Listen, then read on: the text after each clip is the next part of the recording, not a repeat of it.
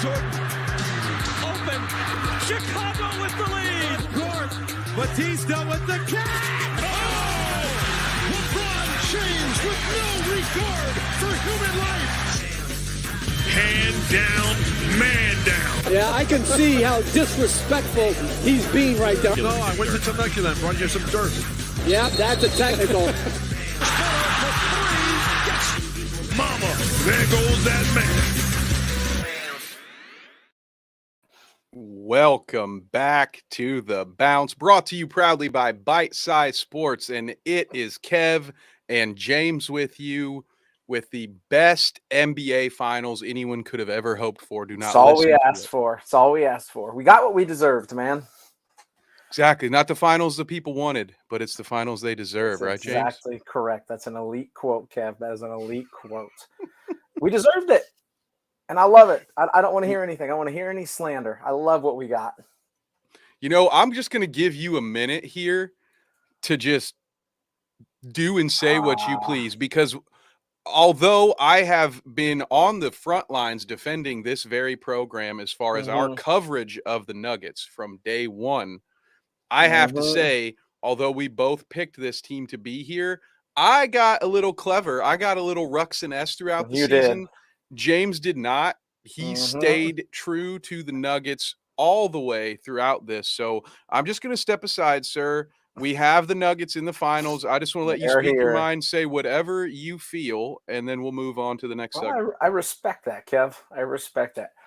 I would say I've been talking about the Nuggets since December is when I want to take a shot in the dark here. Like, it's been Welcome, Nate. I've been talking about how good they were for a very, very long time. And everybody else, that last month when they pitter-pattered around, went 500, people thought they're going to lose the 1 seed. Everybody jumped ship. My ship got up in the air a little bit more, got out of the water. People got off. I didn't waver, Kev. I didn't waver.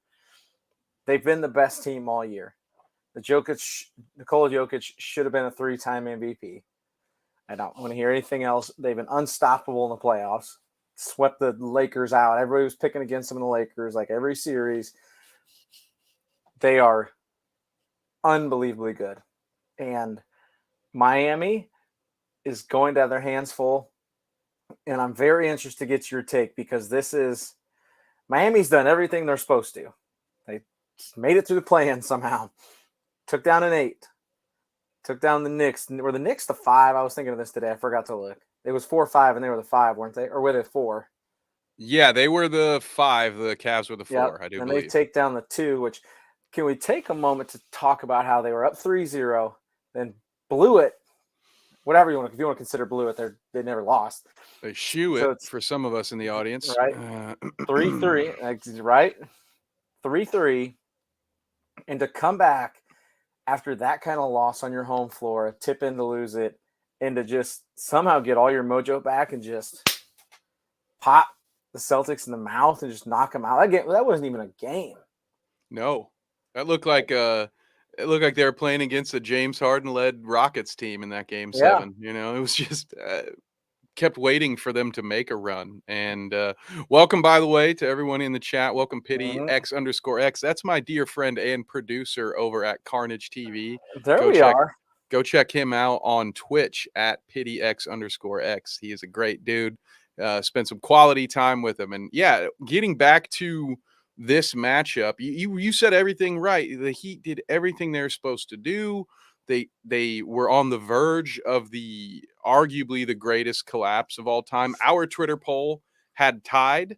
They said the Cavs coming back from 3-1. It very much looked like me playing 4th graders in hoops. Yes, thank you. Appreciate that. They came back. It would have been the greatest comeback of all time, or at least a tie. And for Eric Spoelstra to get the troops together and for them to just put the hammer down like that, that is, again, a testament to him. We've been flirting with it throughout the postseason and the regular season. I am ready to commit to it that Eric Spoelstra is the best coach in the NBA. Yep. I'm just going to say it. That's maybe a little bit of recency bias, but more so the longevity and the different rosters and the fact that despite the different injuries, whatever comes this team's way, they have found a way to be relevant in the postseason year after year after year. And props to Pat Riley for yelling at his players the one time that they all wanted Eric Spoelstra to be fired. It looks like he made the right call. How's that look on history right now? Yeah, looking back, that was LeBron's era. Like, that's they why wanted him out. Yep, that's why he's the Godfather, baby. What did you see the stat? He's been involved in like 25 to 26% of NBA finals. It as is player, head coach, executive. Real. Yeah, player, coach, executive. Yeah, it's just unbelievable. Every 4 years, he just sits back and be like, "Okay, 4 years, guys, we'll be right back there. We got this. Don't worry, we'll just fleece. We'll just let." And it's interesting things like when you look at when Jimmy Butler came to the Miami Heat, and it's very easy for everyone to look back now and say, "How did the Sixers let him walk Tobias Harris over me?" Yep. Yeah, we're all on board with that now. But you have to look at it through the eye of that time. Bandera. And Jimmy had been bouncing around. John, our wonderful host of Necessary Roughness, who hops on here every once in a while, reminded me about, how the Minnesota Timberwolves fans still feel like they shouldn't have let Jimmy Butler go. Yep. There was a time where he was just bouncing everywhere. Yeah, they were starting to, at least I was starting to put his name with the likes of Rajon Rondo. Like, is this just a guy who can no longer get along with his teammates? And it's not necessarily the worst thing in the world to demand excellence, but at a certain problem. Was quick, and he was moving so fast. And I think people thought when he get to the Heat, the same thing would happen. Except the problem is he just fit right in. Turns out he was just looking for that exact culture. He was looking for that accountability that he had no problems there. All he's had is a great, I can't even know how many years it's been, a couple year run. It's probably been almost 5 years now. I gotta look at that. The only time he got in trouble was when he was dribbling his basketball in his hotel room during the bubble. That's the only issue he's had, and I can't say I blame him. I would have been doing the exact same thing. I'd been getting all my practice in that hotel room just as well. Yep. He's a hardworking man. Like, props to him. Like, it's 3 straight conference finals, 2 out of the last 3 years. If we count the bubble, he's been in the finals. Dude's awesome, man. He's awesome, and I think his persona is awesome too. If that makes any sense. Yeah, Himothy Buckets or whatever. I think he just filed a trademark. And I hear that he's working on a clothing line and, of course, a beverage. Remember the coffee line he had in the bubble when he was selling coffee out of his little room, his dorm room? I forgot all about that. I gotta find this. Yeah, he had a sign on his door. Let me see this. I can find this. So he's been with him 4 years, by the way. Just pull it up. So it's very interesting. Yeah, while you pull up that coffee, we are heading towards our preview and prediction because we're about 20 minutes. Well, I'd say we're probably about 30 minutes away from tip off, if not 40 or 50, right? It's That's right. 8:30 is when the broadcast starts. So who knows when the game will start. So we got a little bit of time, but his coffee brand was Big Face, and I gotta pull this. He sold it for $20 a cup, no matter what the size of the cup. He was $20 for premium coffee. I gotta find all it. I forgot. Oh, he had a picture up, and I can't imagine he made a lot of money. He was making $20 a cup from his French press. Oh, he brought okay. If it's a French press. Oh, okay. Now this is starting to make sense. Here's an exact quote: "You can't get coffee nowhere here, so I might bump it up to $30 a cup. Just depends. People can afford it." He's right. He's right about that, especially in that bubble. That might have been the right price point. Yep, that's what he couldn't because they were in that weird little hotel thing. And okay, if this picture pulls up like I think it's going to, I've got it. That's why the Pacers got swept in that first round. Yeah, they didn't have enough coffee. Yeah, they didn't have coffee money. Or maybe Jimmy was slipping them that decaf, Yep, got it. Okay, I gotta pull this up. This is so good. Oh, I can't wait. We could have an hour-long conversation about this side that's about to show up. Chrome tabs. This one. Yep, that one. Anticipation. Here it is. Oh, yes. No IOUs. Big Face Coffee, cash only. Small, $20. Medium, $20. Large, $20. He's got it all. Latte, pour over, cappuccino, Americano. He's got it all, man. Even a cafe au lait, dude. Yeah. I think that one might be a trick. I want to see him make. I want to see him make that. I would like to see him make some of these, but yeah. What's a red eye? Is it like triple espresso? Probably. It's got to be something you get when you get on a red eye flight, right? I would think so. Yeah, it's got to be just pure adrenaline. It's just a shot of adrenaline. Yes. I love the no IOUs. The no IOUs is fantastic. Oh, it really is, because I'm sure that's the number one request, right? I'll get you. I got you walking down. Yeah. Not anymore. But when you do cash only, he could have cash apped it. It looks like, James, we mentioned. I hinted at a little shoe joke earlier. Yep. And we have our dear friend Nate here, who almost had the greatest call of all time last week. He did. He did. He was very close, but he took it one step further and bet me a shoey. So since the Miami Heat prevailed, Nate is here to pay up. How you doing, brother? Nate. It's unfortunate circumstance for me here. So not the best moment of your life is what you're saying?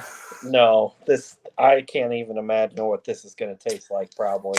He's usually happier to see us. I'm sorry, Nate. I feel like I have to give you the spotlight treatment here. Got to give him the spotlight. Well, before I do this here, take your moment. Yeah. I just want to say Nuggets in 5 comfortably. Okay, my God, I like that. Like that. What's our beer of choice here, Nate? It's a Pater's beer from the brewery I work at. Okay. Gotta go a little fancy. I like that. Okay. It's a Belgian blonde. Are they okay with you sponsoring it when you're drinking out of a shoe? Should we? Okay, this is going to be a mess for the record. So yes, this is going to be great. Is what you said. We appreciate you. Cheers. To your health.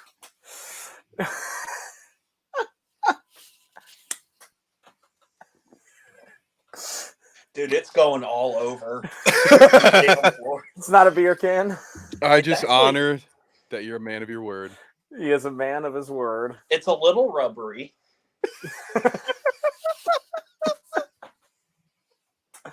Oh my God. Not the best tasting beer by any stretch. It normally is, though, right? That is not an indictment on the good folks. It's not an indictment on the brewery. It's just and it's actually quite an indictment on the shoe, actually. Yeah, are you doing it in Sperry's too? Those look like shoes you don't wear socks in, brother. Did you make this as hard on yourself as you possibly could? No, these are just like $10 slip-ons I got from the store. So I wear socks with them. Okay. Oh yeah, Nate. Listen, let's give Nate a round of applause, folks. He comes through on a bet. He never backs down. That's fantastic.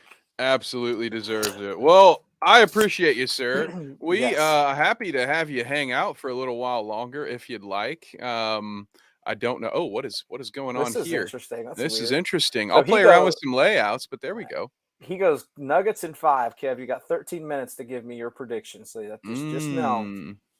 I like Nate's prediction. I think I was going to say Nuggets in 6. Ooh. I just think this Heat team's weird. Hey, we got a furry feline on the show today. Oh yeah.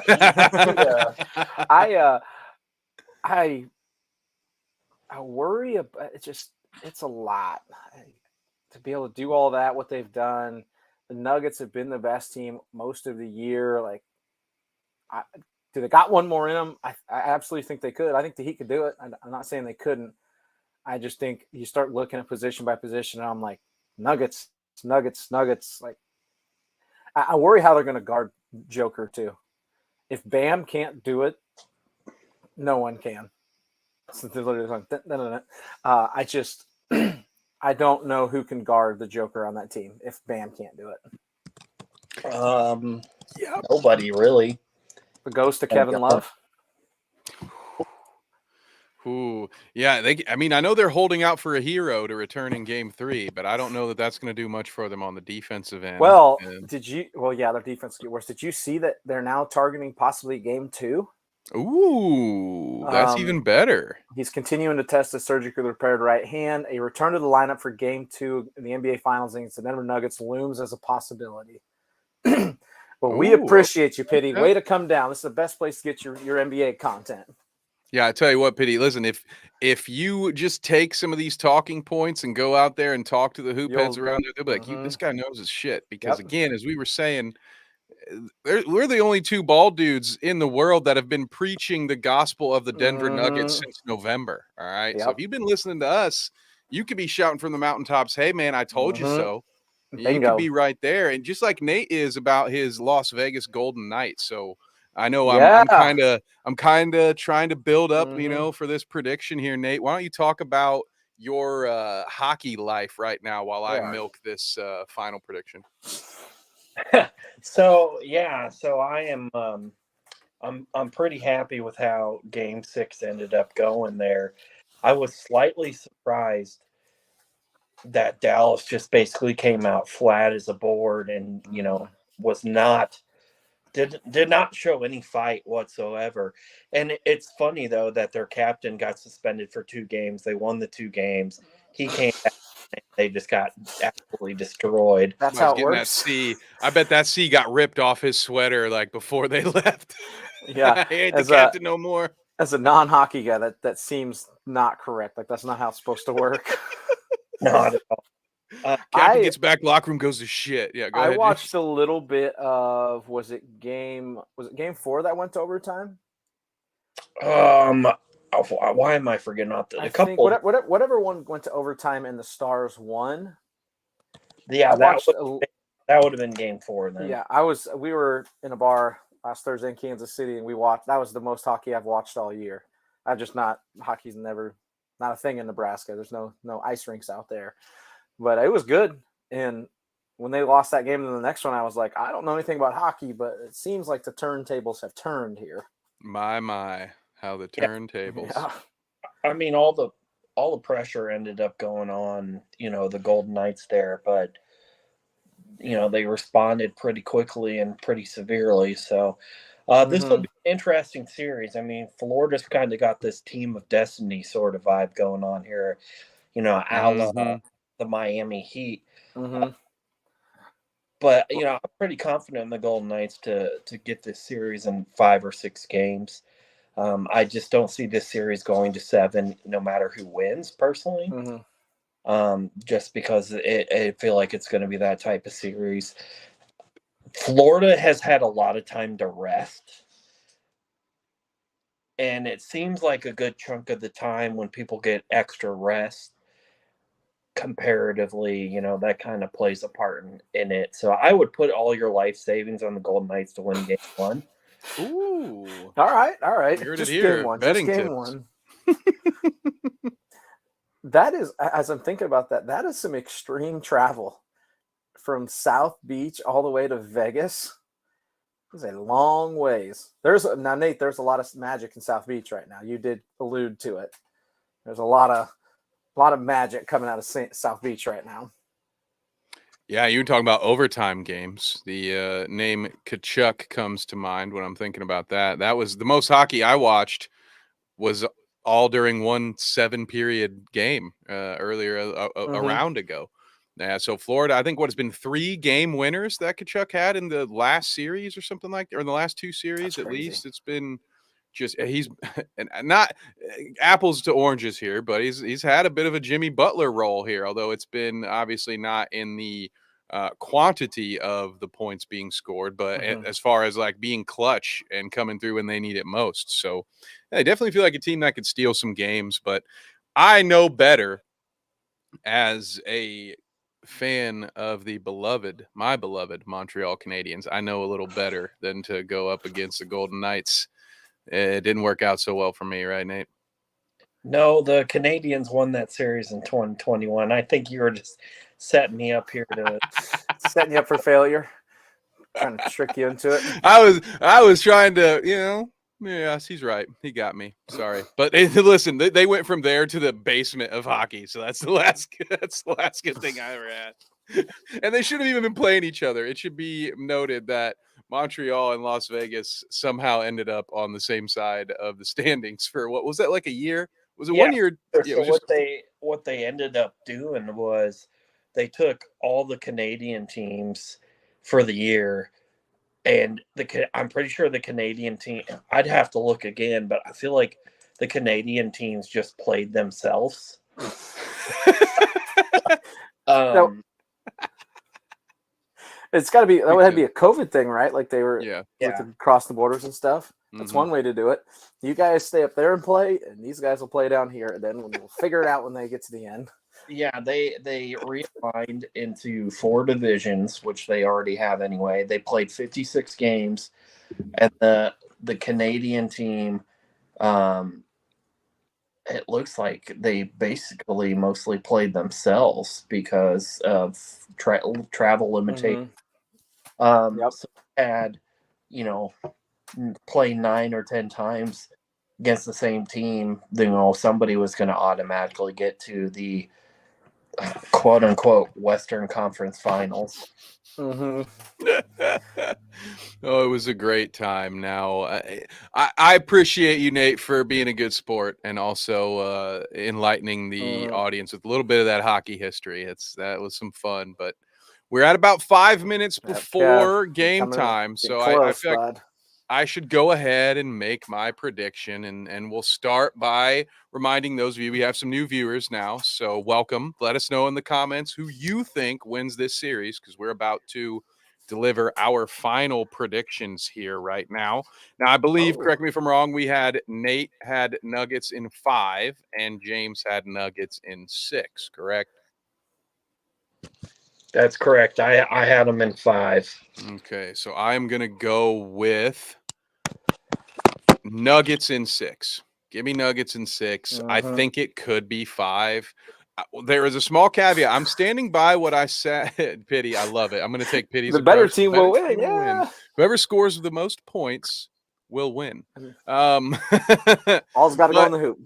If it somehow goes to a game 7, I am sorry, Nuggets fans. I'm sorry, Mike Malone. Do not let it get there. I'm not betting against Eric Spoelstra in game 7. Pity says Nuggets in 5. I like that. Yeah, I think we're all in agreement here. Nuggets taking it down. We are all over the Nuggets. This is the Nuggets. Unless it goes to the bounce has been a pro Nuggets show since almost its inception. So, I do want to say I want to add before I address what Lee said here. I don't think more than one of these games is going to be a blowout. It's going to be a pretty tough series, but I think the Heat are going to kind of run out of some gas, and the Nuggets are going to be pretty consistent comparatively. So it'll be a close series, but not in terms of the games. Yeah, the 10-day rest could really come into play here for the Nuggets, considering Miami, after winning game 7 on Monday, just hopped the flight right to Denver.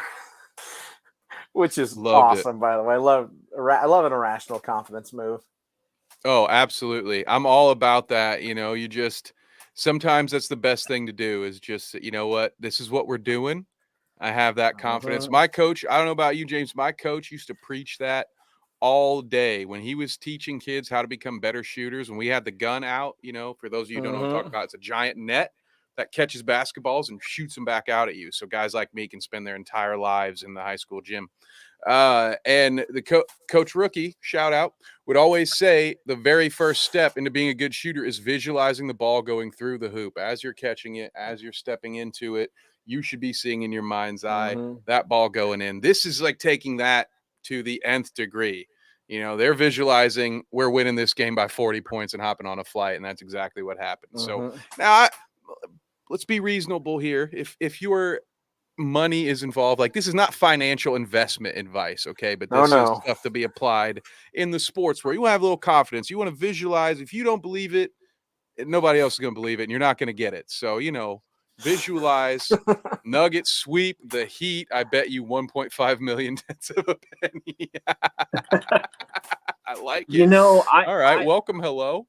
I did see I want to say it was something on Twitter. So the same bettor put like tens of thousands of dollars in 3 separate bets on the Nuggets to sweep the Heat. God, Wow. I'd be Okay. scared. I'd be so like.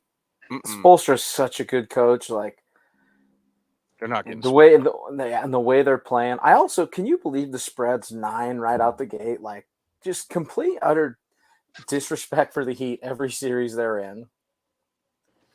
I D-Wade can't was believe awesome. that. You know why I can't believe that, James? Because the Miami Heat have won every game 1 of the playoffs.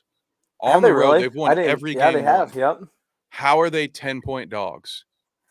Oh, here we go. I like this from Lee. Okay, I oops, you know. got We clicked at the same time. We you saw got it it. at the same time. It was just like that stupid ESPN graphic that they tweeted out that said they had a 3% chance. It was the dumbest thing ever. Like the Nuggets are 9-point favorites. Like, It should be well established by now that the Jeez. entire ESPN network is a casual when it comes to sport. I mean, they lean They on really Stephen are. A. Smith for basketball coverage. No disrespect meant to the man.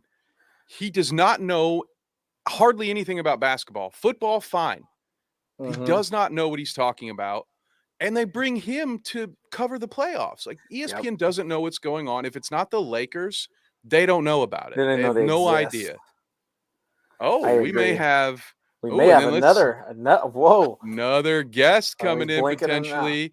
Hello says, I agree stop with underestimating the Joker. I agree. I agree with this. Hey, before go ahead. Go ahead, I was James. going to say before, if we got a guest star coming in, Nate, do you want to address Lee's NASCAR question? Dude, we are Yes. just in. We are Me just and in Nate are sync clicking. today. We are clicking at the same exact time every time. We've been doing this too long together. Yeah, so Mind meld. basically what happened is after the Coke 600 this past weekend, NASCAR took a couple of cars to R&D. One of them so happened to be one of my favorite drivers who finished 20th in the race, but really was running way slower than that. They happened to find a counterfeit part in the underwing. So on the bottom of the current gen car, since it's been a year and a half, I think it's appropriate to call it a current gen now. It's got a whole plastic kind of covering sort of thing just to cover everything to kind of deal with like aerodynamics and stuff like that. Well, one of the plastic pieces there was not an appropriate piece, to say the least. And with them having single source parts, so various parts are from the same source. It's no longer, there's no longer teams having like a fab shop and things like that. They take it very seriously, so that's why it's a $250,000 fine and 120 regular season points, as well as 25 playoff points. So if he were to somehow make it to the playoffs, Chase Briscoe would have negative 25 playoff points to start. So basically, that would be having to win every round. But anyway, so they'll probably end up, I imagine, showing what the part is this weekend because they kind of started doing that. But modifying any of these parts on the current gen car is kind of a big no-no. Supposedly, according to the chief competition officer, Greg Zipdelli at Stewart Haas, they mistakenly used the part and they had a quality control lapse. So they're not going to end up peeling it. And that's that. But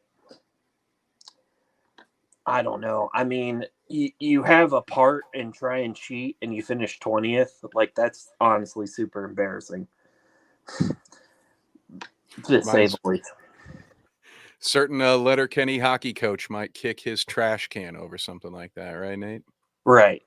It's frickin' embarrassing. But you know what is not embarrassing is Nate's ability to just name drop random officials from NASCAR. And we have someone else who's about to join this screen, who we've already name dropped earlier, John from Necessary Roughness. This guy can pull third string interior defensive lineman from a division he hasn't watched in 2 years. That's wild. Just out. I mean, he's an encyclopedia of football. but he's here to give us his NBA Finals prediction. So, John, welcome aboard, sir. Gentlemen, I just finished up a Vikings show, and then I exited the studio and saw you guys were on. I jumped right in. I'm actually about to head over to some of my buddies to watch Game 1, but I thought I'd jump in and throw out a prediction. I'm going Nuggets in 6. Oh, no, guys. The Bite Size Network is all pretty locked in on this. Did you guys say 6? I said 6. We've got a 5, a 6. Had a couple 5s in there. We had one sweep from the audience. Yep. But no one, I don't like it when everyone bets against the Heat, guys. I'm getting a little nervous. I was really hoping one of you would go against me. Not one of us went against it. John, I'm worried that they can't guard the Joker. I don't think if Bam can't guard the Joker, they've got nobody that can guard him. Yeah, who's coming in? Cody Zeller? Oh, Hey, respect. Put some respect on his name. The ghost of Kevin Love. Kevin Love's going to throw it back. Nate and I are about to stand up over here. Yeah, when Kevin Love was at the bottom of that zone, and they tried to throw the entry pass, and he couldn't really get off his feet. He just batted it. Do you know that play I'm talking about? Yep. That was so funny. He knows where to be. He knows where to go. His body just won't let him. He just his mind's a million miles ahead of his body at this point in his career. He's supposed to be over there and he knows it, but he can't get to there. Yeah, he wants to really bad. But I just think the Heat are going to make it too interesting. If they get one in Denver, all of a sudden it's really, really a series. I'm picturing this going Nuggets keep home court, take the first 2, Heat get 1 in Miami, and then just push them to a game 6 where it feels like it's wrapped up. The Heat get a screw you in there, force a game 6, and then unfortunately lose on their home court. That's the way I see it play. I think Denver will establish early on that they're the better team in these first 2 games. But if that doesn't happen and it goes back to Miami and all of a sudden you come back to Denver, 2-2, let's say, then it could really go anyway. Yeah. I don't see this being a sweep. I think there's too much pride, too much resiliency. The Heat are too well coached. They're too well disciplined. They're not going to beat themselves. And I think you're right. I think the Jokic thing is going to be tough to handle. I don't know who you're going to have match up with Murray to start. I wonder, because if it's like a Gabe Vincent, a little undersized, a little bit. Cooked. He can chase him a little bit when they get into the DHO stuff and all the back and forth juking around Jokic at the top of the key. Yeah. He can chase him, but he's not going to be able to contest at an effective level. If it's Caleb Martin, he's putting all his effort out on the defensive side of the ball. Mm-hmm. Whoever it is needs to be able to chase. I wonder if it's Max Strus. He's got kind of a lot of size. He's probably, though, on Porter Jr. I'm guessing it's Caleb Martin, and I'm guessing it's Bam on Jokic. But at what point, because then you kind of have Jimmy off-ball, help side, passing lanes. But at what point is it more valuable to have Bam in that role, covering like an Aaron Gordon, being able to help off of him? To be able to help, yeah. Because they're probably going small. I don't see them starting a Love. I don't know, though. I'm really curious to see how the game's already tipped off, has it not? I haven't looked. It's tipping off on my stream. It's tipping off right now. I could be a second behind. I was just about to say, we're about to see. They're walking out right now who it is. Which reminds me, because I wanted to ask you guys. I know we've taken the series thermometer here, but based on what we brought up, not only the spread for game 1, but because of the fact that Miami has won every game 1 of the series, I wanted to say quickly, as John, feel free. I'm going to start with you because I know you got to take off at some point. So feel free to take whenever you got to go. We appreciate you coming by. But I'll start with you. Who do you think wins game one? I think you kind of already gave us your analysis, but if you've got more to add, what are your thoughts? Yeah, I like Denver. I think it's going to be a raucous crowd. First finals. I think it's just going to go, but the Miami vibe and the Miami culture is just so poised to ruin those things for the favored team, the home team. So it's weird to pick against them on the road, which also sounds weird. But I like Denver to roll in games 1 and 2. I think it really becomes a series based on whether or not Miami gets both back at home. If you come back to Denver 3-1, it's dicey. Like I said, if it does come back 3-1, I kind of expect the Heat to win game 5, just because if they have their backs up against the wall, I think it's a really, really dangerous team. Agreed. But then I think and it's not even necessarily a talent disparity. I think just the way the Nuggets operate is so much more replicable than how the Heat have succeeded thus far. I mean, you've got to count on Strus, Vincent, Martin, Duncan to keep up this hot shooting. Duncan Robinson shot 49% from 3 in the conference finals. Caleb Martin shot like 55%. Yeah, we talked about that in the series before. Like, their shooting percentages are off the charts, and they were not a good 3-point shooting team in the regular season. I mean, if that table's I expect off a Denver tiny bit, that's all you got. Tighten that up a little bit. I think so. Yeah. So they started what you thought. It was Vincent, Strus, Butler, Adebayo, Caleb Martin. And they started with Gabe Vincent on Jamal Murray, and he immediately took him right to the rim and scored. Yep. Did he really? As you See, do. I mean, that's As a what I ball mean. screen, Like, yeah. you got to play. Do you put Martin's size on him and have him chasing every defensive possession, and then count on him to kind of be your number 2 on the offensive side, like he was last tough. series? Like, That that's could really, really work, tough. but He was so Jamal's important to him. The hitting double on the he's Joker, wide open 3, Aaron Gordon. really nice double. with that contested pull-up jumper right now too. So it's Mhm. sort of, you're going to be chasing, and how much? What is that length going to get you? Because those contests haven't really done much to stop him either. So it's going to be a tough one. I don't think we'd How see about Martin Caleb on Martin's long. performance in the Eastern Conference Finals after Running around averaging 19 a game. 9.6 per game? He Like, should have been MVP.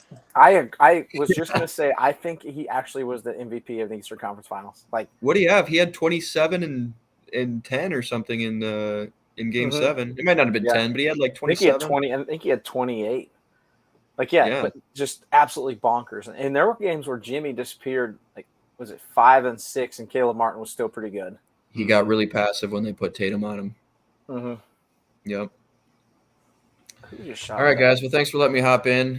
I'm gonna jump off. I'll be texting you guys during the game. Yep. Yes. I think Himmy's got Yeah, 5 okay. already out the gate. So Yeah, that's a perfect time for me to mention our Discord, because we Yes, will join see us. John in the Discord. Join us. We'll be talking hoops right now. We have an NBA channel and we have a bounce channel where you can just come talk to us specifically about the show, about hoops, about anything. I am also posting the link in the comments, so you guys can feel free, click the link, join us. It's a lot like this show, except we do it all day when we're supposed to be working. Other than that, it's exactly the same. So thank you, John, for joining us. We really appreciate you, sir. No problem. I'm going to ask now, Nate, what is your call for game 1? We've got a comment in here. I had this as a questionable topic, James, but since we got a comment about it, I'm absolutely going to bring it up. But before we move to that, I wanted to finish the game 1 predictions to see if you guys had any different thoughts from John. Nate, we'll go to you. Who do you think wins game 1? Nuggets. Nuggets. Nuggets by 6. Oh, he's even giving a number. He's giving you a spread. So hammer that Heat spread, boys. So James, what about you? I saved you for last because I already knew what you would say.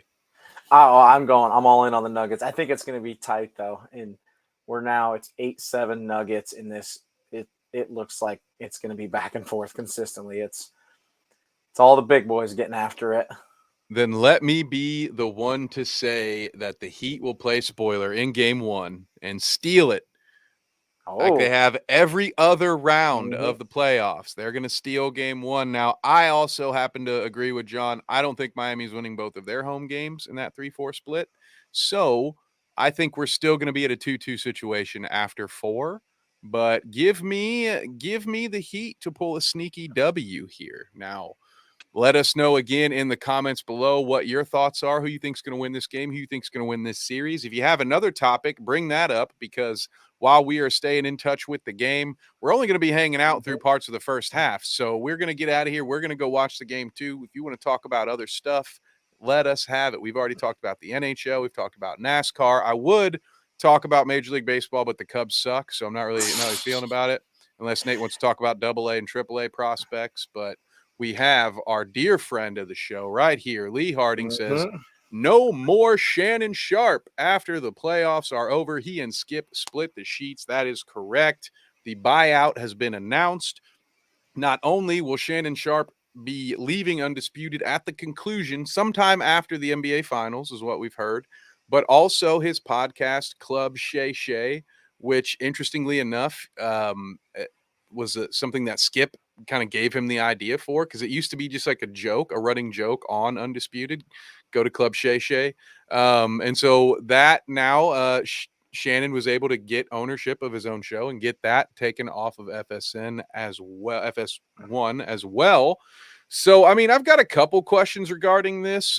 Really, they both pertain to the future of each individual. But before I ask any questions, I just want to hear your guys' general thoughts. So, James, I'll start with you. What are your thoughts on the split? Man, Skip's got a lot of splits over the years. There's one common denominator, huh? I don't. That kind of sports talk, like they make millions of dollars, and it just has never resonated with me, because it's just, to me, there's not a lot of substance, and there's just a lot of, especially those two really personify it. They just yell at each other. Skip constantly. to me in general, yeah, he's the when I think of the two, they given a lot of credit for changing sports media, which is accurate. Sometimes, however, I wonder, like, how much of it was changed for the better. Yes, everybody made a lot of money, but Stephen A. Smith and Skip Bayless, in my opinion, have done a lot of harm to this industry as well, that people like us, we have to work very hard to climb out of, because we don't want to just give you horrible reactionary takes just so you can make fun of us on Twitter, and then we catch the algorithm and stuff like that. So yeah, I agree with that. Sorry to interject. I just wanted to chime in there. No, I think you're absolutely right. And was it Skip and Cowherd? Were they together years ago too? Is that right? Might have been. I mean, Skip had so many, and Stephen A. were they were the created OGs. This debate, because the reason Shannon Sharpe got the Undisputed gig was he used to fill in for Stephen A. Smith. And he and Skip had good chemistry. So Fox actually didn't want Shannon Sharpe. They wanted like an NFL journalist, and Skip pulled heavily to bring Shannon on, which is great. A lot of things can happen over the course of 7 years. So I don't want to sit here and say Skip never did anything nice for Shannon, that he was never a good friend / business partner. But it's clear, going back to the DeMar Hamlin tweets and the Tom Brady debate, like, it's clear something is wrong, and that there is a lack of mutual respect between the two of them at this point. Yeah. And I prefer, I think you're the same way. I think you hinted at, like, I prefer way more sustenance, way more knowledge. Like, that's why I love JJ Redick as an NBA analyst. I think he's fantastic. He's so smart and so good. Shannon's going to get a job somewhere. He's going to make a ton of money, and sadly, he's probably just going to have a similar type of show. He just might be in charge of it. Yeah, I think so. That might be it. Nate, what about you? What are your thoughts on this whole thing? I would just like this type of sports talk, radio, TV show, all encompassing here, to go be taken out back behind the dumpster and shot and dumped the goddamn dumpster. Because, like, this, it's just, you already touched on it a little bit, but there's no substance, and people should not get paid millions of dollars to yell at other people. I agree. I just agree with it. I don't think they say anything. No, it's the same stuff. I mean, and that's what people have. The people who are ridiculing Shannon for walking away are saying he had the easiest job in sports. All he needed to know about were the Lakers, the Cowboys, LeBron James, and Tom Brady. That's all they have a 4-hour program. Yep. And they talk about 5 things a day. Like I at least at one point was a big fan of Colin Cowherd as well, but it's a 1-hour show that he repeats for 4 hours. It's the same. If you've ever listened to it, you will hear the exact same segment over and over again. So it gets frustrating. I think sometimes we've worked ourselves into a corner in the sports media world, and people have to be brave. They have to be willing to try something else. I like Lee's comment here. I wonder if Shannon will pay off the cases of Diet Do he owes Skip. Something tells me no. I don't know. Luckily, Skip's got the money to buy more. But yeah, I think so. I agree. I think Shannon's going to end up doing his own thing. I honestly think it will be much different from what he's done with Skip. I don't know that he wants to be a part of this whole debate culture. It had its time. I think collectively we're all looking away from it.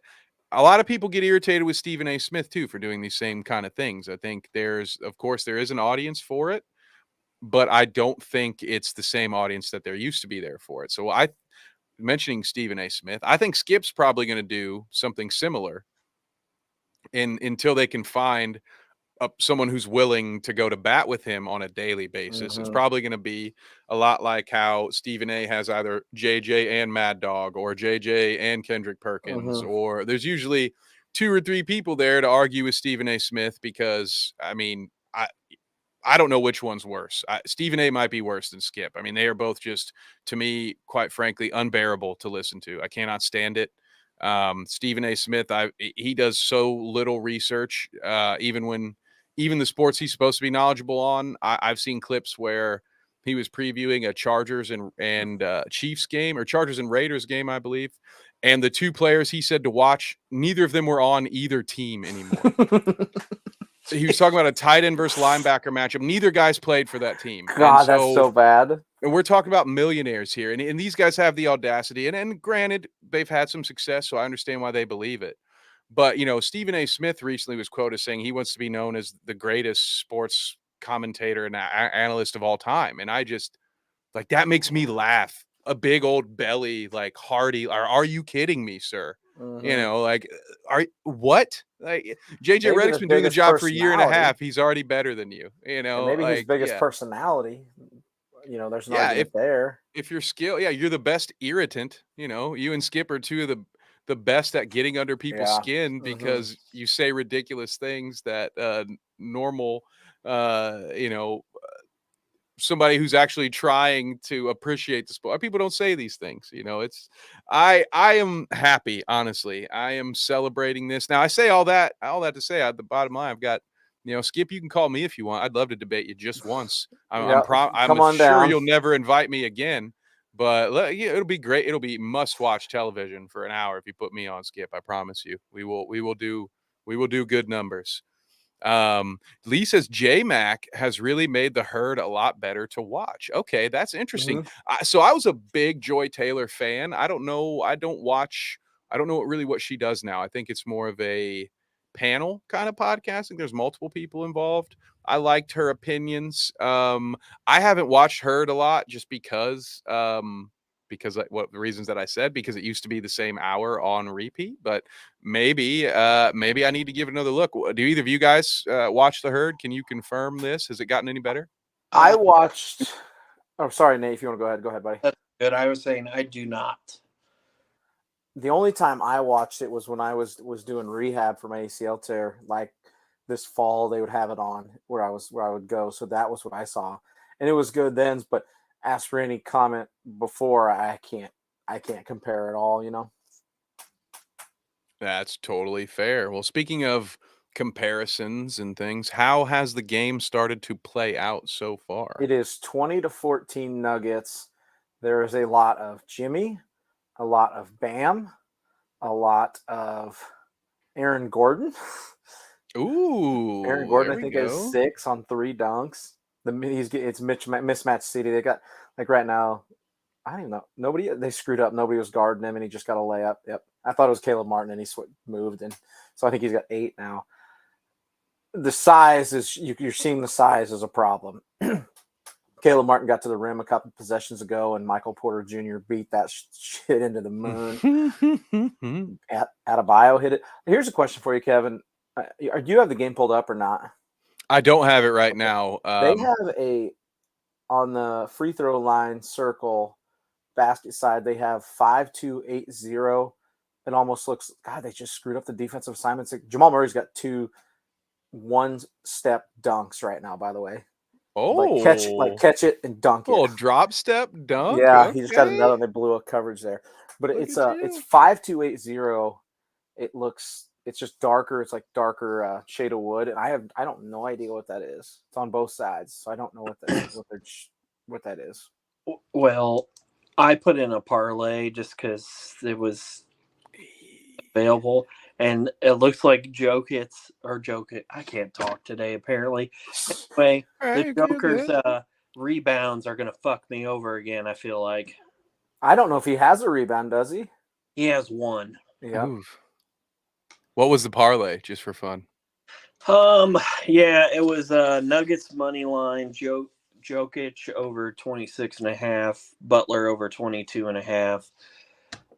Caldwell Pope 2 threes, Michael Porter Jr. 3 threes. He just hit his first 3. If you're at Michael Porter Jr. did he is shooting the ball right now, and it's not going in very much, but it is going up. Joker 10 assists, which he's already at 6. He's gotten some wide open easy ones. Yeah. Butler 4 assists, Murray 4 assists. Bam again. Bam 6 rebounds, and Jokic 10 rebounds. I think Bam's up to 8 points there. Yikes! Oh, it's getting a little crazy.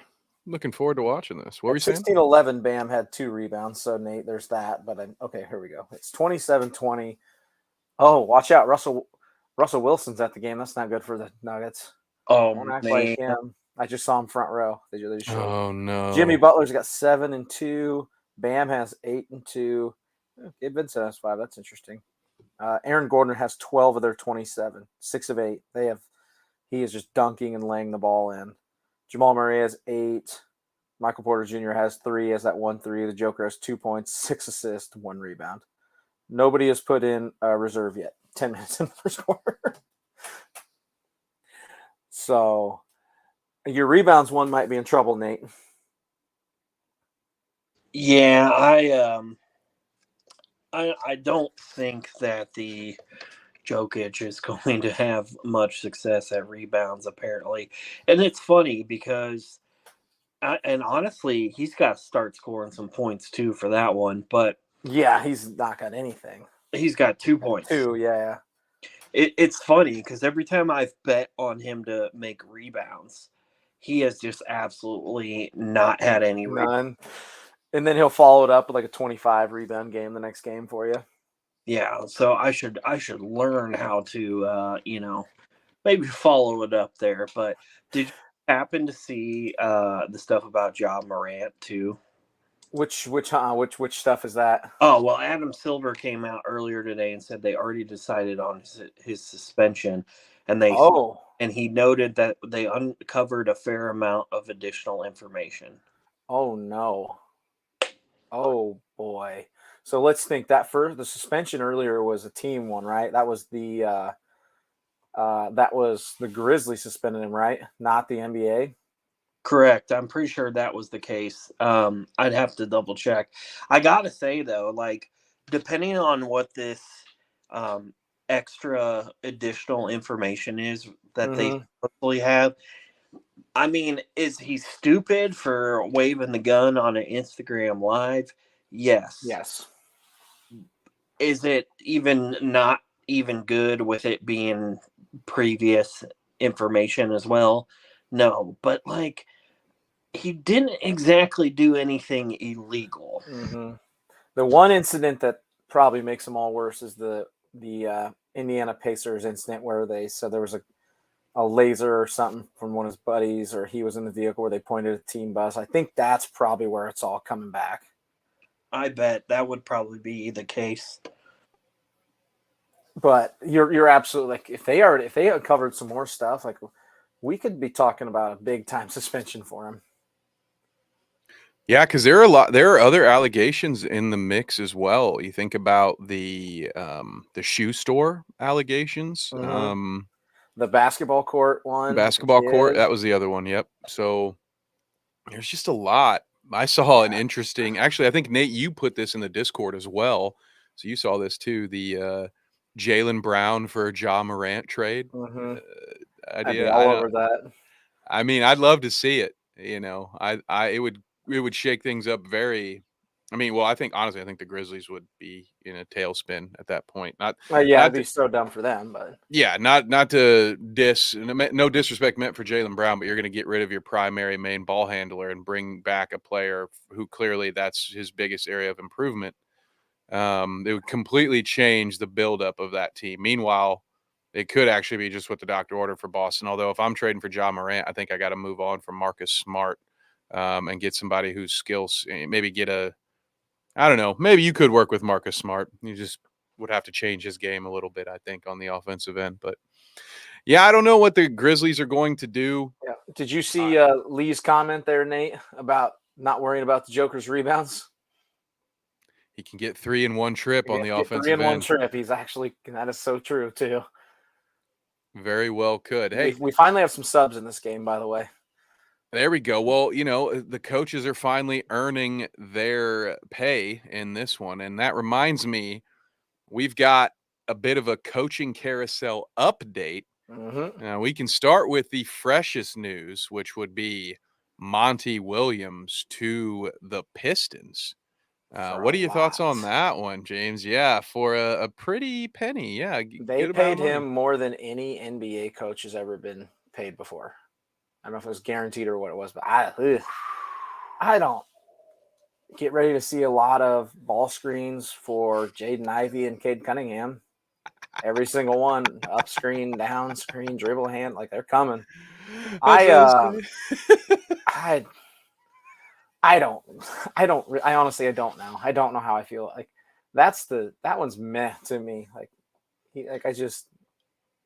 Monty Williams coaches the way I play people in NBA 2K online. It's just pick and roll, pick and roll, pick and roll. Whatever, yeah. They'll just whatever offense they ran with Kevin Durant and with Devin Booker, they're just gonna do the same thing. Yeah, we're gonna run pick and roll, and we're gonna call floppy. At least that's what 2K calls it. Lee. Listen, I'm not gonna say I'm not wrong on this. I'm confused. It could be a fantastic. He's obviously a good coach. He obviously demands a lot of money, a lot of respect. It's interesting to me. It's the only way I can put it. Here are my thoughts before we tag Nate in on it. I think this is a great hire for where the Pistons are right now. Okay. Because despite how it ended, we got to remember that Monty Williams got Phoenix to where they were to the point where they have such high expectations. And yes, trading for Kevin Durant in the middle of the season did a lot to add to those expectations. But we're talking about a team that was in the finals a couple years ago that built a very good roster around them. And I still think when us NBA historians look back, I think the Suns are really going to regret trading away Mikal Bridges for maybe 1.5 seasons of Kevin Durant. But what Monty Williams can do is build a young, talented core. He's a player's coach. It's every player other than DeAndre Ayton seems to just love playing for Monty Williams, and that may be a bit hyperbolic, but everybody loves this guy. Yep. Except for this current Phoenix Suns roster. Everybody who played for him in New Orleans loved him. Chris Paul clearly loves him. So I really think he's going to do a lot for these young players. What I question is, what we all question after the last 3 years, how far can Monty actually take the team? He's going to be great with these young guys and getting them where they need to go. But then you're going to have to probably hand the keys off to a coach that goes out and wins. Nate, what do you think? Well, I mean, he'll get them in top shape there, and I think they'll be competitive. But I don't think they'll be a championship winning team by any stretch. They, 2027, baby, lock it in. No, they yeah, ruined Lee, it. that take is correct. He is good with young players. I guess the big thing for them is Cade Cunningham's got to get healthy too. There's a lot of ifs there. Like I don't think there's any long-term repercussions, but he missed most of last year in Tankapalooza, which didn't work out for him. That's what just destroys my whole Pistons Thunder 2027 finals take. That whole it was hinging on them actually getting the number one pick and not, what is it, 5? That's just brutal. They ended up with 5. They ended up with the lowest pick they could get. Yes. So I still think it will be good. This hire doesn't make me scratch my head nearly as much as the Adrian Griffin to the Bucks hire, which some of this will have to do with Nick Nurse going to the Sixers, who's on deck. Yep. That's what we'll talk about. So I don't know. My first thoughts were, okay, Adrian's a good option. He was clearly their second choice, at least if reports are to be believed, that Nick Nurse removed himself from consideration. That's what the latest. That's the last thing I saw on that too, is that he took himself out of there. So yeah, I mean, what are your thoughts there, James, on Adrian Griffin going to the Bucks, a Raptors assistant for those who don't know? I figured they would be. I can't believe they weren't more all in on Nick Nurse, and I figured they would get somebody more experienced. Like, you're in the prime of Giannis's career, and you don't want to. I don't know what his contract looks like, but you don't want to risk losing him in a few years. Good point. Confused. Like, this is a made-to-win roster now, and we just saw it with Joe Mazzulla and rookie head coaches, regardless of how good they are, how long they've been in the league, whatever you want to say, like they're going to struggle a little bit. Even if you remember all the way back when Spoelstra was with the Heat in his first year with D-Wade and LeBron, they struggled at times. Like, I don't know, man. It's just I don't like that one at all. It seems like a move made not for now. I tend to agree, but before I dive off, I'm going to get Nate's thoughts on this. Nate, do you have any thoughts on Adrian Griffin being the Bucks coach? I can't say I'm real familiar with him, so I don't really have any strong opinions. We'll just see how it goes moving forward. Yeah, that's fair. I agree with James. The Nick Nurse thing, I think what it came down to is he wanted to coach Joel Embiid, and I find that very interesting. If Coach Kev had the chance to pick between Giannis and Joel Embiid, I think I'd pick Giannis. It's not a skill thing. I say this a lot. I'm going to get it printed on a t-shirt, which soon you'll be able to buy. The best ability is availability. And it's not like we're talking about one guy's an MVP talent and gets hurt all the time. The other guy's second team all NBA, but he plays. No, they're both MVP caliber players. Give me the guy who's more versatile on the court, although Joel's a better shooter. Embiid can do a lot more for you on the court, and he will most likely play more games. If I were Nick Nurse, I would have wanted the Bucks had the deepest roster in the NBA, by the way, this last season. So as opposed to the Sixers, who are overpaying guys like Tobias Harris, and maybe Tobias Harris. James Harden is going back to Houston for some. We all know. Yeah, there's no guarantee James Harden's going to be there. Yeah, so I don't know why you would want that job.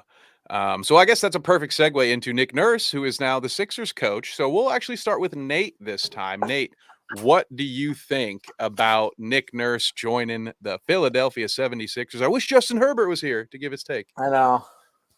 I think that's a solid pickup for him. I think he is better than a lot of people probably think. I can't say I know the general consensus, though.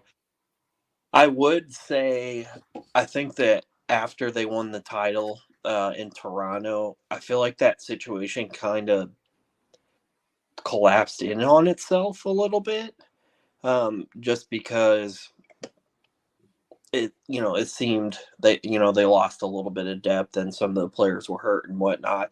And honestly, I mean, if you had to guess, do you think Toronto kind of blows it up here a little bit.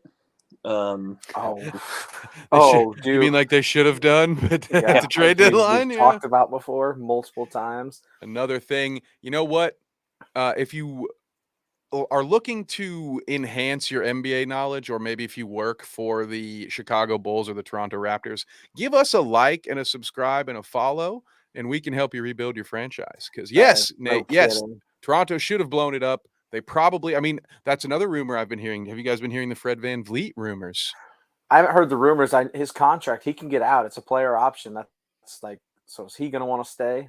Is he going to want to go to Philly and play for Nick Nurse? Oh, I don't hate that one at all. I don't think he does either. I think that would be a lot of, because he gets out. That's Kev, that is an interesting thing. I really like that. I would love him in Philly. I think it would be good. Nate, what do you think? You think a reuniting of a head coach and his finals winning point guard is a good idea for Philly? I mean, it could be, but I feel like VanVleet would probably be better off going elsewhere. I'm just not sure, and my apologies, I'm just not sure who could use his services real well and where he could fit contract. No, that's perfectly fair. I mean, we know that let's see. Lee says, I think this is a Band-Aid on a broken team. They need a ton of changes. I think there's something to be said there, James. This Sixers team, we mentioned it with Harden. This may be closer to a rebuild than a reload. We have Maxey. We love everyone here. Well, I don't know. I love Maxey, big Maxey guy. Maybe they can get some value. I think it's time to trade Tobias Harris if you aren't restructuring that contract. You got to get that contract fixed. Who else is there? If Harden leaves, though, it gets interesting. Like, think about that. If Harden leaves, you would bring in Fred. All of a sudden, it's Fred, Maxey, and then Embiid. That's a pretty good start. Like you said, Tobias Harris. I always want to say Tobias Howard. That's a former player of mine. Tobias Harris's contract is an albatross. It's awful. Like, you got to do something there. Can you get out of it, or can you restructure it, like you said? It's about to be the Duncan Robinson show. He's hit 2 threes in the last 4 minutes. Oh, there we go. Speaking of the Sixers and things that James gets right and talks about a lot, did you see who mentioned that he felt he could help the Sixers if they had enough patience with him and had been willing to work with him through his injuries? My boy did, yeah. Be Markelle Fultz for those of you keeping score at home. Love that kid, man. I can't get over how happy I am for him. Like, he was down and out, beaten down, thrown the cast off, the pick that didn't work for the trust the process, and just he forgot how young he was, and all of a sudden he was hurt last year. This year I talked about him a ton. Also, Michael Porter Jr. is having a game too. All of a sudden, he's got 2 threes, Nate. Every I think it was every month he averaged more points than the last. He had that triple-double at the end of the season. Like, I'm very excited to see if he makes a big jump yet next year or not. That Magic team is going to be a lot of fun. Eventually, I would think so, man. There's just so much young talent that keeps getting injured. It's crazy. Jonathan Isaac, Suggs. They have so much talent down there in Orlando. It's crazy. I think we've said this on this show before. I think this Orlando Magic team is going to be one of those teams in 5-6 years you look back, kind of like the baby Lakers, and you're like, wow, all these guys are on the same team and they did nothing with it. It's insane. You hope they keep them all in like the Lakers. Yes, I do hope that. Let's see. I want to make sure I've caught all of the topics for today. And that reminds me, I don't think we got to this one last week. So I want to bring this up now because I think Nate will even be able to have a spirited opinion on this. There is a new flopping rule in the works in the NBA that would essentially turn, correct me if I'm wrong here, James, but my understanding of it was that this would turn a flop into essentially a technical foul penalty-wise. Yeah, and it's at the discretion. Yes, so it's at the discretion of the ref, but it would turn it into a technical foul. They're testing it out, I believe, at the G League this summer. What do you think? I'm going to ask Nate. Let's ask Nate. Let's get Nate. you enjoy basketball, at least in the prime time. So I'm sure you've seen your fair share of flops. What do you think about this very strict approach to getting rid of flopping in the NBA? If LeBron isn't the first person to be charged under this, then we're going to have a problem. But for real, though, I mean, I like where they're kind of going with it, but whether or not they legitimately are able to, what's the term I'm looking for? Enforce it? Enforce it? Yeah, there we go. Sorry. Whether or not they'll be able to enforce it, I mean, who knows? Are you gonna stop the game in the middle? Because I mean, flopping gets missed quite a bit.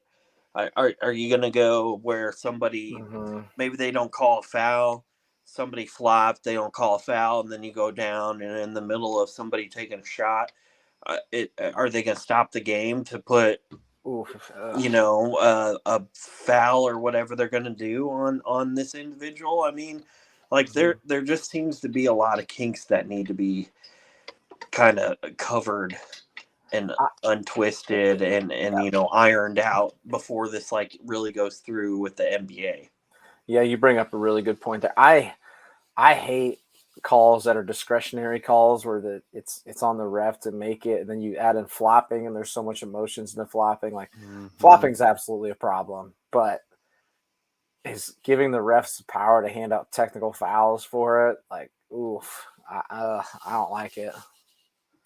It's interesting when you mention that, James, because yes, the officials in today's NBA, I think, are the problem here. I don't necessarily dislike the rule. And to put some of Nate's concerns to ease there, we do have continuation rules in play already, right? Which again, that's left up to the officials' interpretation. So if something like that happens and it's in the middle of a shot, they're going to let the shot finish, right? And that's when it can become even crazier. Imagine that, someone flopping on a pull-up jumper and it goes in, and now that's you get the ball and you get another shot and the ball back, so you can have a chance to stack up 6 or 7 points on one possession.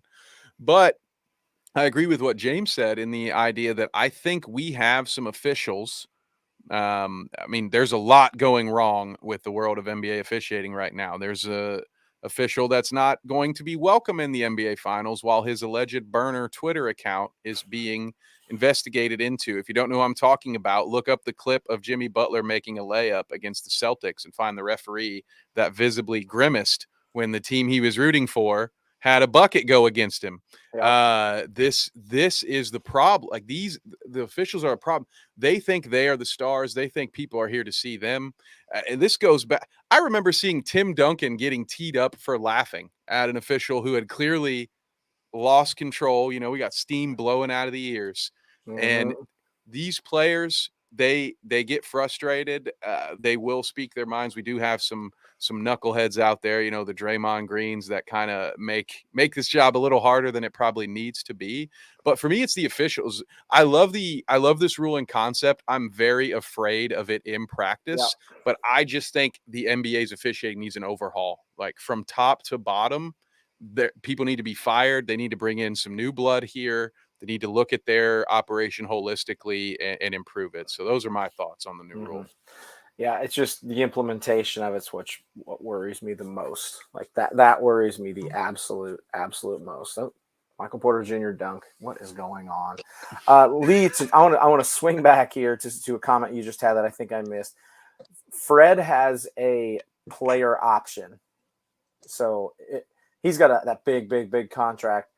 So he'd probably be leaving money on the table if he left. However, he can get out. He's got 1 year left on his deal, and it's a player option. So it'll be interesting to look at. Nate, were you saying something? Yeah, I was going to say, do you think, well, maybe not this guy, but to bring, with the spotlight on the refs and their behaviors and stuff, do we think that there's maybe another Tim Donahue situation going on too?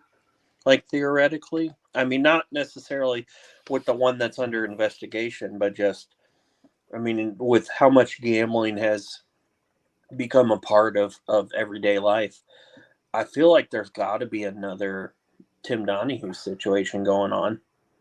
I I don't know if there is, but man, you're right. It's a lot easier to bet. I mean, look what just happened to the IU baseball coach had the situation like that where he got fired over it. I hope there isn't. Like, that's where these sports leagues are in really, really tricky spots, and the NFL is running into a huge problem with it. Is they're taking money from these companies, advertising money, etc., and then their players are using it, and then they have to hammer their players because you can't have an integrity of the game question come up. It's a very gray area, and man, you hope you don't see anything like it, but you really just don't know. Yeah, I tend to agree with Nate here a little bit on this one. That like you just mentioned, Trevor, James, not only there's Calvin Ridley from the NFL last year. There's a handful of Lions, I believe, that also are going to be suspended. Jameson Williams, and there's a couple most guys notably, are done for the year. Like they said, they're looking into more players last week. Like so if players are doing it, I mean, it's been going on as long as people have been betting on sports. There's been someone somewhere trying to point shave. And so as much as I would like to believe that is not the case, we already are investigating one official who may not be doing it for money, who may just be doing it because he's a fan of one specific team. And so can you imagine what guys would be doing with actual skin in the game, with money to be made? So I can't sit here. Former official speaking to all of you, we're just regular old humans with emotions, with we're fallible. These people can easily be dirty. So I hope that they're not. But we look at, I don't want to name any names. So I would just say the usual suspects, right? You see certain memes of certain refs when it's, this Scott Foster. Thank you, Nate.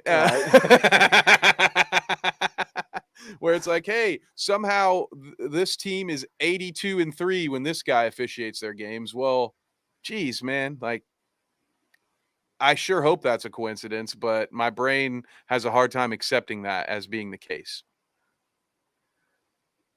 Duncan Robinson just mowed the Joker over on a screen. Is that what happened? I was like, it looks like things got a little chippy here. Yeah, it's a dribble hand. It's a dribble pitch, and Duncan Robinson just blows the Joker over, and then the Joker pulls him down. So it's one of those deals. Joker's up to 3 rebounds now. So there you go. You just need 1 3 rebound trip, and you're back to life. So he does have 8 assists. He hasn't scored much though. No, and that's another thing. I still need like 21 points out of him. Although Jimmy Butler has not scored any points in this quarter, I'm pretty sure. Who's running like a gazelle up and down that court on the defensive end, though? That would be one Mr. Zeller, one of 3. He just had a missed layup. He had a heck of a play. I don't think Caleb Martin scored yet, unless I missed it while we were talking. No, he is not. The Heat are struggling to score, and it just seems like Denver's getting whatever they want because the Joker can make ridiculously insane passes. Oh, right. And they're not settling either. Yeah, the Joker just put Cody Zeller in a spin cycle and sent him back to Indiana. I didn't see that. I think my stream froze during that. Yeah, he tripped him. He fell underneath the basket, and I think he picked up an IU jersey and went back. No, Joker's going to send him back to Washington, Indiana, and yes, he is. Zeller's going to go be an Amish down the road. That is correct. I mean, Jokic might have gotten away with a very discreet push push at the end. I just noticed that too. He's been watching that James Harden tape. Yep. Well, we have about 3-4 minutes left in this first half, so probably a pretty good time to make our way towards the exit. I had envisioned us getting up to the first half, so that way we can all go enjoy the second half and see how our predictions hold up. But anything that I have missed, fellas, is there anything? It doesn't have to be NBA specific. Anything in the wild world of sports that you would like to talk about? Not really. I mean, just to touch on it a little bit. The 500 was a little crazy in some parts. I mean, I'm sure everybody's seen it at this point with the tire going outside the track. Yeah, Nate, you were at the 500, weren't you? Yeah, but I was at the opposite end of where That's what I was happened. just going to ask. Were you anywhere close? I'd answer Lee's question. Yes, Lee. He was a Wichita State guy. I was a GA there when he was a freshman and sophomore. So that's why I'm a big Fred fan. Yeah, I was wondering, Nate, if you were anywhere near that. That situation's wild. And it's funny too. Like one of the reels that's on Instagram. Did you see it? It was like over like 2,100 views at this point now. Let's go, dude. Hey, I don't think so. I was in a phase. I was on vacation. Events. 6 billion beers drunk last weekend.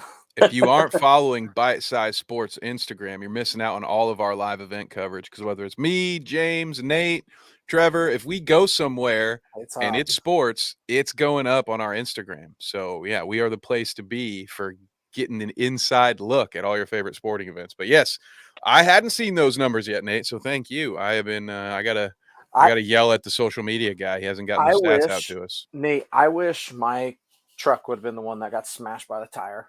That's a fun story. Well, yeah, I don't know what she's getting, but she's getting she'll be getting a new car courtesy of Penske, which quite fast, I assume. Yeah, trust me, he has plenty of cars he can give her. Yeah. Oh, you had this, and you're mad. Well, you're gonna have this, and you're not gonna be mad anymore. Yeah, right. Probably didn't buy a drink the rest of that weekend, by the way. No. I think got taken out. Didn't she get like the VIP treatment? They were doing everything. It's like that one time when I was at Disney World and the floating cable cars got stuck, and they're just standing out there just with fistfuls of gift cards. Like, here, please don't leave us a bad review.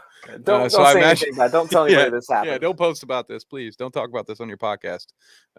Sorry. You're gonna take more to bribe me, Walt Disney. But anyway, yeah, that was very insane. And how lucky, Nate, just a perfect spot for that tire to shoot the fence. They missed the stands barely, lands on a car. Everyone was, and the wreck itself, I mean, it was so close to not happening. And just a little clip, and that wheel goes flying. The car then goes driver's side up almost over the fence. So this guy, it looks like the end of Cool Runnings, when the bobsled crashes. It was kind of like that, but with a lot more sparks. No, yeah, but it was